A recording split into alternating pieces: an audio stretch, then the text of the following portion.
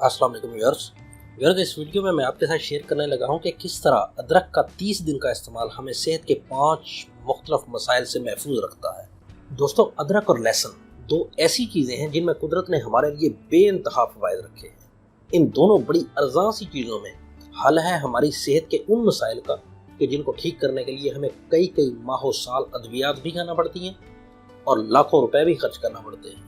कितनी मिकदार में खाना है और किस तरह खाना है ये भी शेयर कर देता हूँ, लेकिन पहले इस वीडियो के ज़रिए मैं आपके साथ वो मसाइल शेयर करने लगा हूँ कि जिनसे हम महफूज रहेंगे अगर हम अदरक को अपनी ग़िज़ा में रोज़ाना के तौर पे शामिल कर लें। तो सबसे पहला मसला ये हमारे पट्ठों के दर्द को दूर कर देता है। बाज़ हज़रात एक लंबे अरसे तक पट्ठों के दर्द में मुब्तला रहते हैं। केमिकल बेस्ड अद्वियात का लंबे अरसे तक इस्तेमाल बजाय इस दर्द को कम करने के न सिर्फ इस दर्द को बढ़ा देता है बल्कि और भी बहुत सारे मसाइल को जन्म देता है।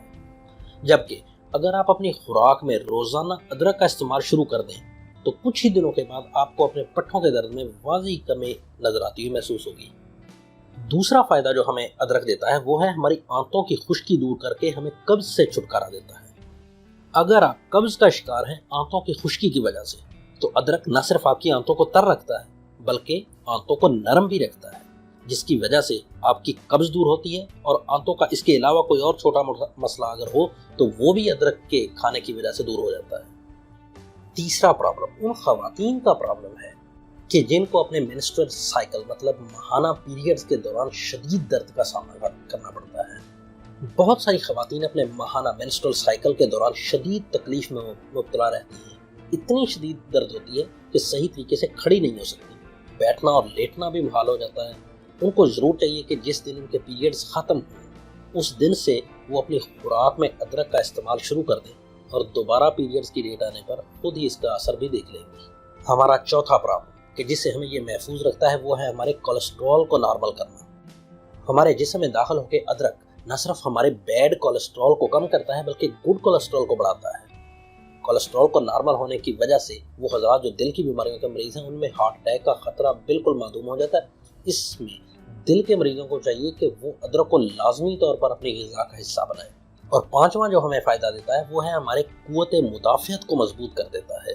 दोस्तों, हमारे जिस्म के अंदर बीमारियों के साथ लड़ने की सख्त को क़ुव्वत मुदाफ़ियत और कुदरत की तरफ से बनाए गए इस निज़ाम को इम्यून सिस्टम कहा जाता है। सर दर्द से लेकर कैंसर तक और गले की खराश से लेकर हार्ट अटैक तक हमारा जिस्म उस वक्त ही इन बीमारियों के खिलाफ अच्छे तरीके से लड़ेगा जब हमारा इम्यून सिस्टम ठीक होगा। और अदरक में ये खसूसियत पाई जाती है कि ये हमारे इम्यून सिस्टम को मजबूत कर हमारी क़ुव्वत मुदाफ़ियत बढ़ाता है, जिसकी वजह से बेशुमार मसाइल ऐसे हैं कि जिनको ठीक करने के लिए हमें दवाई लेने की ज़रूरत ही महसूस नहीं होती और वो खुद ब खुद हमारे जिस्म की क़ुव्वत मुदाफ़ियत की वजह से ठीक हो जाते हैं। अब ज़रा ये समाअत फरमाने कि आपने अदरक कितनी मिकदार में और कैसे इस्तेमाल करना है। व्यूअर्स, हमारे घरों में जो सब्जियां पक रही होती हैं उनमें अदरक का इस्तेमाल वैसे तो किया जाता है लेकिन वो काफ़ी कम मिकदार में होता है। बताए गए फ़वाइद के हसूल के लिए आप तकरीबन 2 सेंटीमीटर अदरक का टुकड़ा लेकर उसको छोटे छोटे टुकड़ों में तकसीम कर लें और फिर इन टुकड़ों को अपने सालन वगैरह में शामिल कर लें या इसका कावा बनाकर पी लें। मुझे उम्मीद है कि आप कुदरत की पैदा करदा इस चीज़ से ज़रूर फ़ायदा हासिल करेंगे। नेक्स्ट टाइम किसी और अच्छी वीडियो के साथ हाज़िर होंगे, तब तक अल्लाह हाफ़िज़।